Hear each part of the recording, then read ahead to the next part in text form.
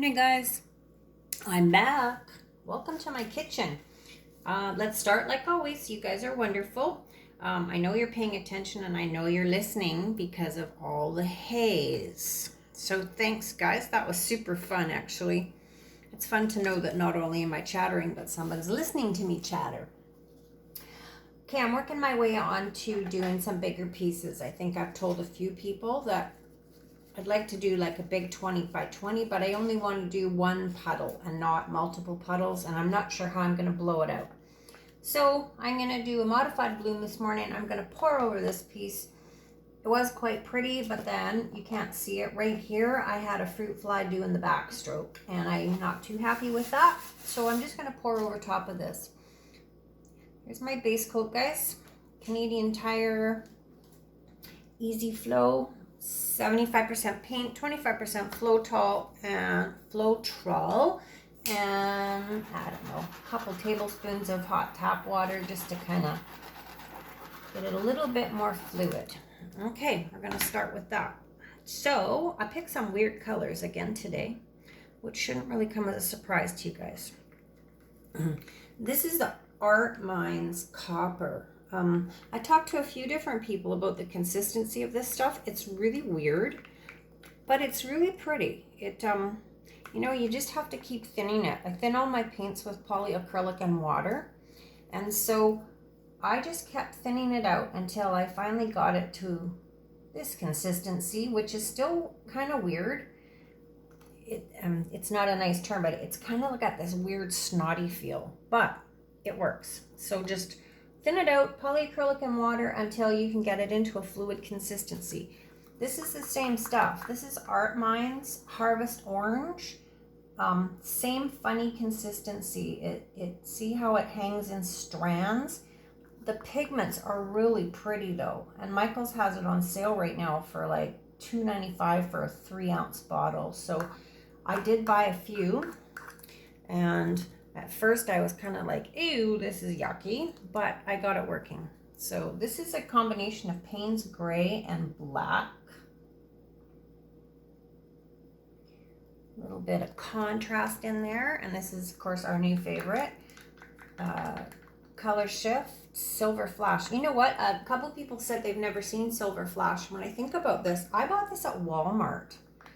I didn't even get it in the hobby store. I got it at Walmart. So sometimes Walmart gets in some pretty cool things, different than what you'll pick up at Michael's. So let's add a little bit of that. This is kind of a strange color palette, even for me.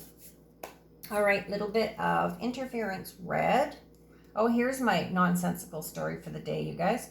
Yesterday I went to work, made myself this wonderful salad, little bit of bacon, some egg in it. It was good. And I took my salad dressing out in one of these condiment containers and I poured it all on. I thought, oh, it looks kind of weird, but whatever. It's supposed to be creamy Caesar.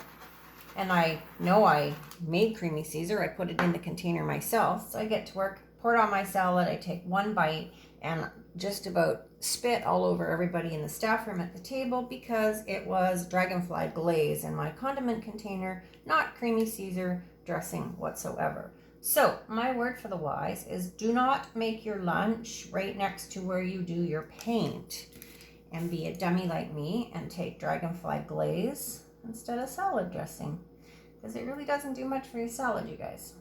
Okay, black cell mix. Last little dot before this was my Deco Art white satin enamel. This is black cell mix. And a quick little blast of fire. I don't know, this needs something, and I'm not sure what it needs. I can tell already it needs something. Maybe it's just my hang up with green, you guys.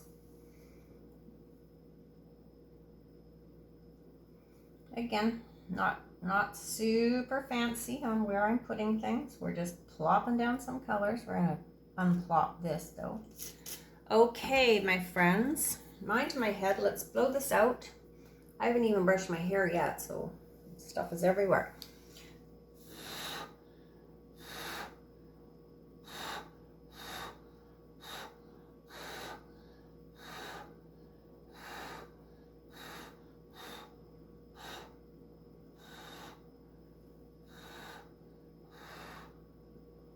Okay, we're gonna give it a second, let the center pop back up. So I think I have my consistencies down to where I'm gonna get brave and try this 20 by 20 piece. I'm worried about not having enough wind power to disperse the paint over the canvas. And I know everybody's saying, why don't you use a blow dryer? Last time I used a blow dryer, it was just an epic disaster. I had paint everywhere. And I know it's like everything, you guys, it's technique, but it's not a technique that I want to waste on a 20 by 20 canvas. And it's not really, I'm not really a fan of pouring over canvases because I don't like when I can see what's underneath. I can still see these little ledges. So I would rather be able to blow out the piece, just one like that, and then tip it and manipulate it. So I have been mucking around with my mediums to try to get things a little more fluid. So you can see that this is pretty thin. It's been a lot of changes in the last few weeks with the sole purpose of being able to do a bigger piece. So I am off for 2 days, so stay tuned because I'm hoping to do it in the next couple of days. Okay, enough chitter chatter. Let's blow this out a little bit more in here. It's quite thick in the middle.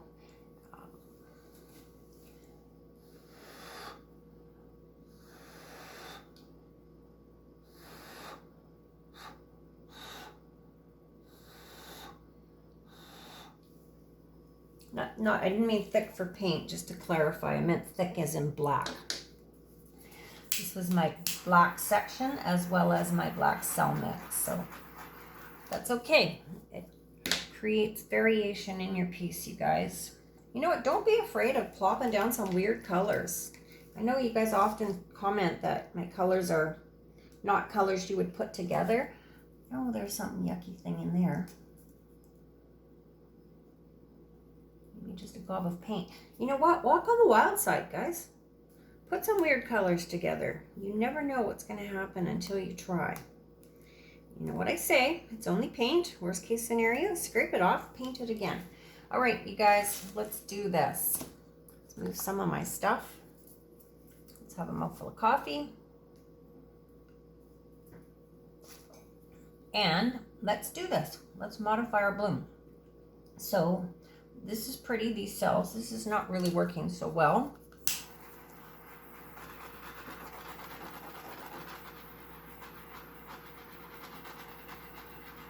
But we're going to stretch it out and things are going to happen. It's going to be amazing, you guys.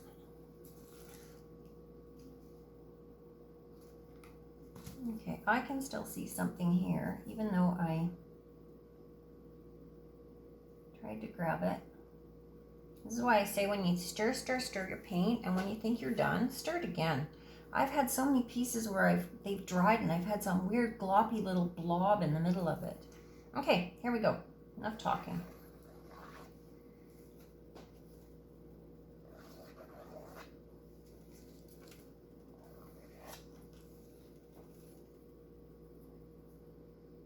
I don't want to disturb this if I can avoid it. Don't really care about the black. And this is pretty too. All right, let's get rid of that little line. Please take it in a different direction. Okay, let's stretch this out and see what happens. We're just going to move our paint. See if I can see this glob. You can see where it is here, where my paint is obviously trying to go around something.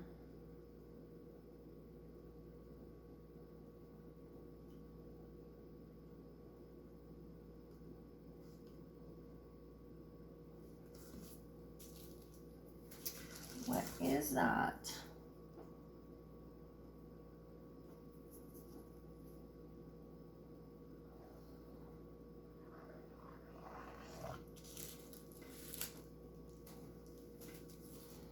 Still didn't get it. Just made another little modifying line. All right, I'm gonna tip this way, you guys, and see if I can find this thing, because it's gonna drive me nuts because I know it's there. Guys, everybody should have tweezers. There it is.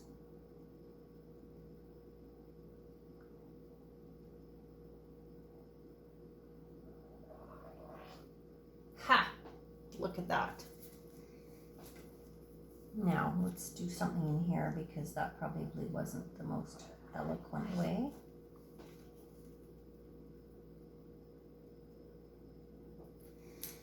Okay, here we go. We're back in action. Sorry guys, that was just a kind of a lengthy stop, but better to get the goo out before you let it dry.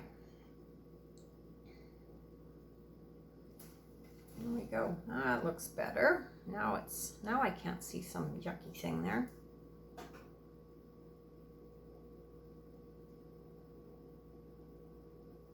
There we go, guys. We're just going to stretch this slowly. I don't really have enough pillow paint on, so I'm going to stop and add some. But right now, we're just going to keep moving this about. But as you can see, when it gets to the edge of the white paint, it starts to roll over itself. So you need to add a little more paint.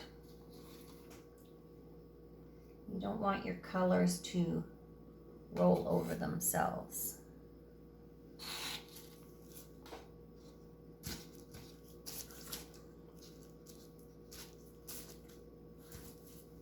Not sure if I'm happy with this or not, but we'll stretch it out to this side and maybe just stretch some of it off.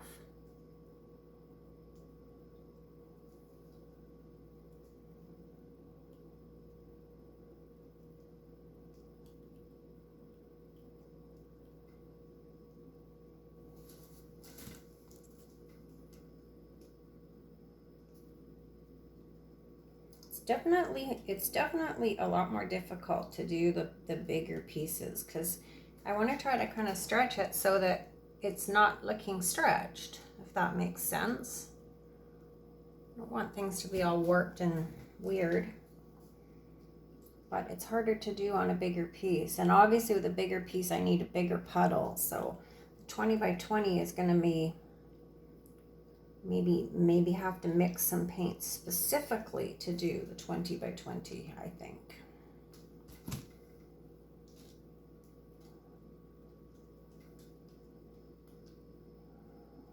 Okay, let's try to get off this corner over here.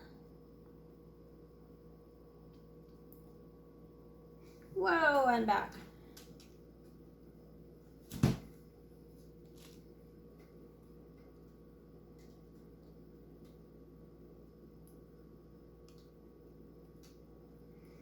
Okay, I'm going to put more coverage on this than I normally do because I'm not totally digging it, but it definitely has some fun potential.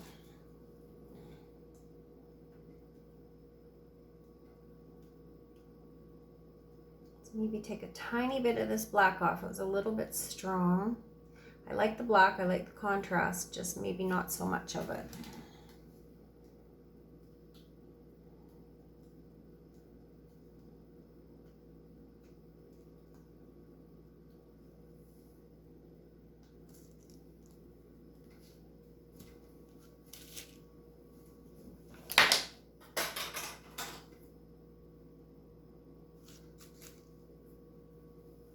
Okay, you know what? I'm okay with that. It's not amazing, but it is a cover-up over something else, and it's just kind of proof in the pudding that yes, we can do this on canvas, and yes, we can do this on a 20 by 20, and we're going to do all of that later. Today, my biggest goal today is to get my house a little bit of winterproofing done. It's drafty in here. I have an old house and it has single pane windows. So today is draft proofing day. So I'm not even going to modify this again. I'm going to bring you guys down. You're going to have a closer look. And then I'm going to go right down, guys, and hopefully I don't give you guys vertigo. So yeah, not amazing, but definitely has got some pretty areas. And like I said, it's all trial pieces to work my way up to something bigger, you guys. Okay, thanks for playing this morning. We'll talk really soon, you guys. Pour happy, play safe. Be careful out there. It's a scary new world we live in, you guys. All right, bye.